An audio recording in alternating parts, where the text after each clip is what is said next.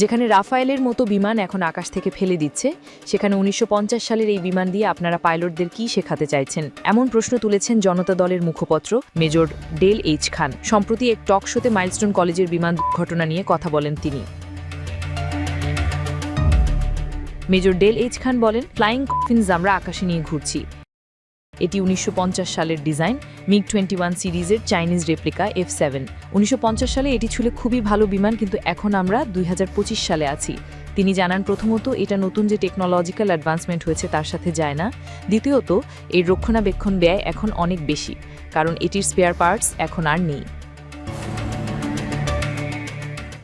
বাংলাদেশের মতো ঘনবসতিপূর্ণ দেশে শহরের প্রাণকেন্দ্রে বিমানবন্দর স্থাপনীয় প্রশ্ন তোলেন জনতা দলের মুখপত্র।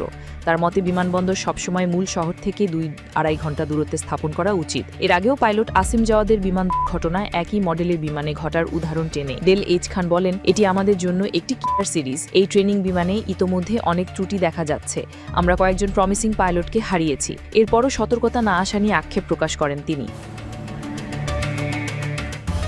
ডেল এইচ খান বলেন, আমাদের বিমান বাহিনীর যে সক্ষমতা আছে তার সাথে সামঞ্জস্য রেখে এই উচ্চ ব্যয় সম্পন্ন এবং অ্যাক্সিডেন্ট রেট বেড়ে যাওয়া বিমানগুলো পরিবর্তন করতে হবে, প্রয়োজনে জাদুঘরে পাঠাতে হবে। তিনি মনে করেন এই ঘটনার দায় নিয়ে দায়িত্বশীল ব্যক্তিদের কারও পদত্যাগ করা উচিত।